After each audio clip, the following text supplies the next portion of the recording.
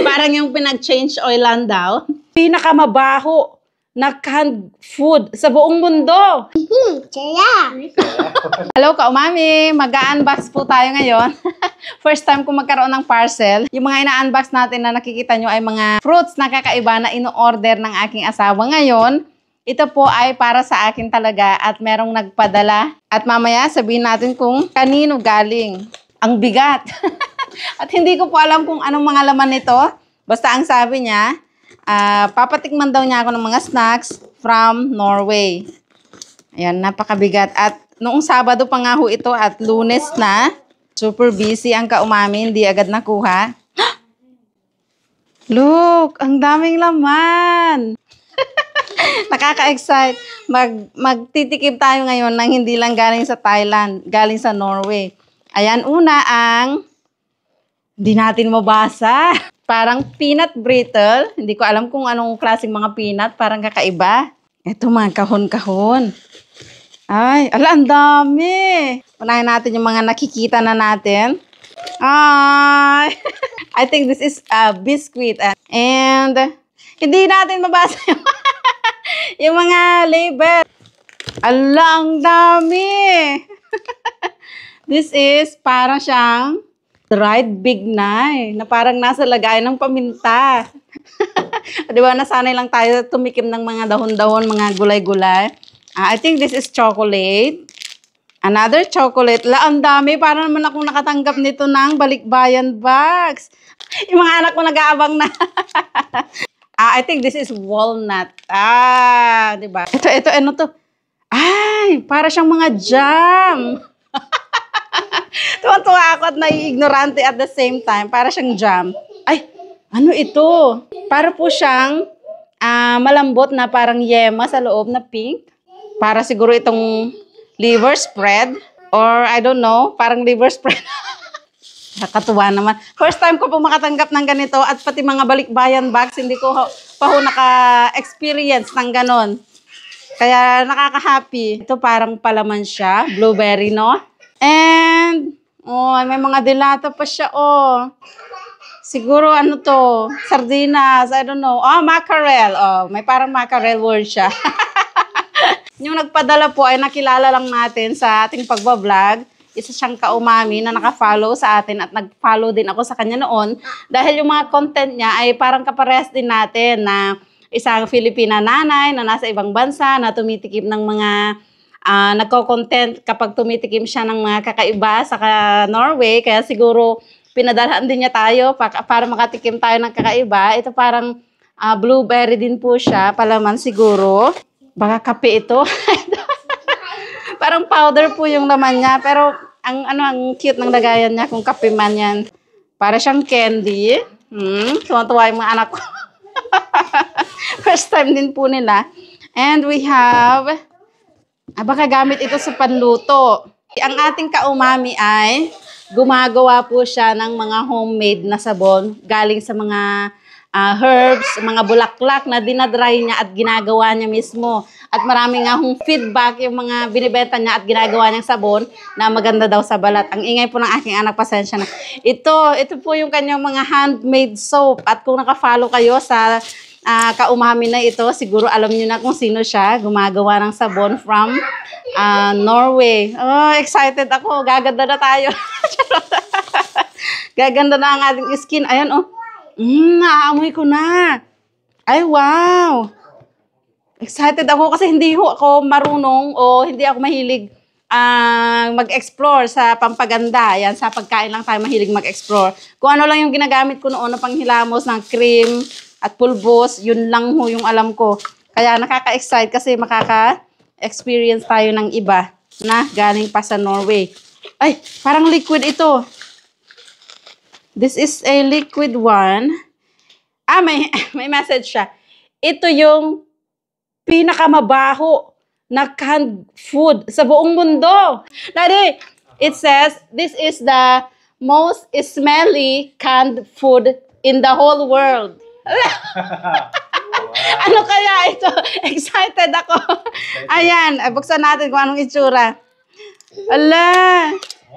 Are you ready to ano? Yeah. กระปุกของฝรั่งเหม็นมาก Really? Parang familiar daw po siya. Tingnan natin. Nakakatuwa naman. Ay, hindi natin mabasa kasi. Ayan, oh. Are you familiar with this? No?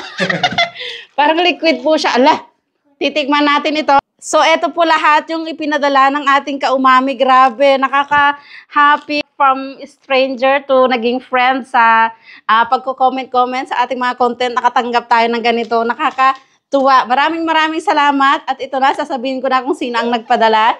Si Kaumami Mayan. Ayan, siya po ay isang nanay din na nasa Norway. Meron siyang mga anak and married to Norwegian. Nagtatrabaho siya doon at nagbablog din siya ng mga iba't ibang tinitikman niya galing doon sa Norway. At ito nga, gumagawa po siya ng homemade na sabon. Nakaka-proud at ang galing-galing niya. Ay, may message din.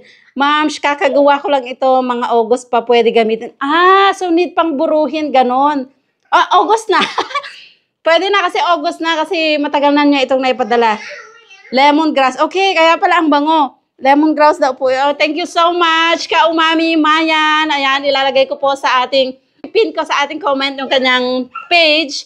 At susubukan natin ang kanyang sabon. Siyempre, malalaman natin kung mapapaganda ba tayo nito. At maraming salamat sa iyong pasalubong. I-follow po natin siya para naman makita din natin yung ginagawa ng ating kababayan na Kaumami na nasa Norway. At excited akong tikman ito. Pinakamabahong canned goods sa buong mundo. Ala, ano kayong lasa nito? Hindi na nga ako makapaghintay ang aking mga anak. Titikman na daw nila ang mga snacks. So, what do you wanna try first? Chocolate? Okay, let's try the chocolate. Dahil po sa init ng Thailand, yung iba ay nagka-biko-biko na pero tumagas ulit. Ayan, napagod sa biyahe ang mga tsokolate. Okay, let's try the chocolate first, Ate Beauty. You choose, you pick. Okay, let's open it. Ate Beauty, pick this and later you will pick yours, okay? Ang lalaki ng chocolate. Nagda-diet pa naman ako. Chocolate. Are your hands clean? Yes. Ayan, ayaw mo siya. Let's try Norwegian chocolate. One for you. Wait. Hindi ka po makapaghintay. One for you. Oh! Sorry. Para lalaki ng binigay ko, One for you, ate. Ayan, naiingit na yung daddy namin. How is it? Speak English so they can understand us. Okay. มีความชื่นใจแปลว่าอะไรพ่อ refreshing daw sabi ni Bunso. Chocolate na refreshing. Okay, I will try it. One. Sarap. Sarap nga. Hindi ako mahilig muna ng mga chocolates. Nakakatikim lang kami pag ganito mga may nagbibigay. Hello, Mami. Say thank you. Thank you. Thank you. Thank you. Thank you, Maya. Bye-bye. That's it. We're not done yet. Okay, next. Your turn, Piren. Pick one. Ay. Is that a gum or candy? I don't know. Naku, tataba tayo ngayong gabi. Jelly. I think it's a gum. In my mood. Wang ni kon, look, wang. I think it's a gum or candy. Okay, let's try it para malaman natin, di ba? Okay, Ate Ren will try it first. Only one muna. How is it? What is it? Yeah. Is it a gum or candy? What is it? Saya. Sarap. Lahat naman masarap sa kanya. Masarap pera. Weird daw, sabi niya. It's a gum na masim-masim. Jelly. Jelly? I think it's a gum. Oo, jelly. Tama kasi nalulunok siya. Kem-kem daw. May alat-alat siya. May tamis-tamis, asim-asim at alat-alat. Kakaiba po sa mga jelly dito na super tamis lang. Your turn. Your turn, Max. Pick one. Huwag mong ipipick yung pinakamabahong isda. I knew it. You're gonna pick the cookie or sandwich or... Let's try it. Plek, ang weird daw nito. For me din, kakaiba sa mga gum or gummy bear. Is it gum? Gummy bear, gummy bear, gummy bear. Ang gulo ng mukbang natin ngayon, I think it's a peanut butter. We need to cut it because malaki masyado. Okay. You try, Max, and tell us how it is. Ah. Tay. isa yung lasa ng mga tinikman niya. Okay, you parent. Help Max. Nainggit na yung daddy namin. Nainggit si daddy. Let's try it. Uy! Sayang. Wait. Ayoko, Mami.จืด Chuchu. ๆไม่ค่อยมีรสชาติ Matabang. Halos wala daw lasa. Yeah, I can taste the butter. Very buttery. And matabang nga, which is I like. Hindi ako mahilig sa super matamis.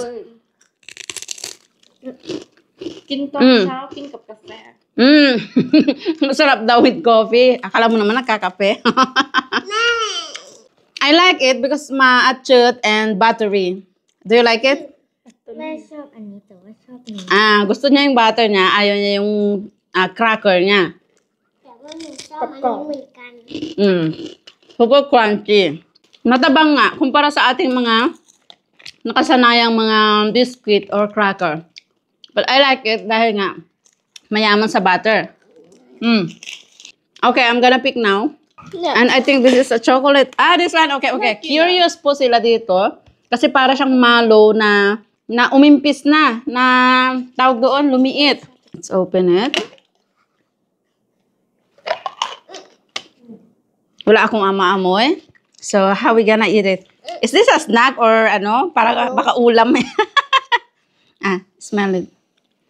มันเหมือนผงที่เอาไปใส่สตรอเบอรี่อ่ะ Parang strawberry powder yung smell niya. How's it? Daddy, we need a spoon. เปรี้ยวอ่ะ May kutsara na ho tayo. Ganyan siya. Hindi ko alam kung tama yung ginagawa ko. Uy! Hey, may chocolate kang nay. May chocolate po siya inside.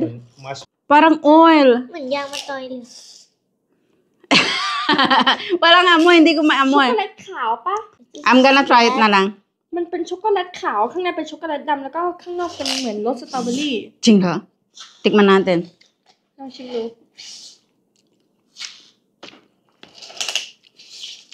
เป็นไงอ่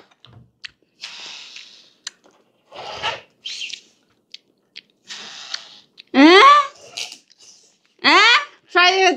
I never try anything like this before. Kaya hindi ko masabi kung ano yung lasa niya. Try the black.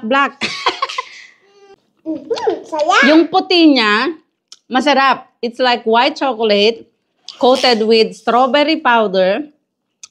Pero yung loob niya, hindi ko ma-explain ang lasa. ยังรส Parang yung pinag-change oilan daw. Ang weird po ng lasa niya, parang hindi pagkain. Parang oil daw po ng machinery. We try to eat together with the black.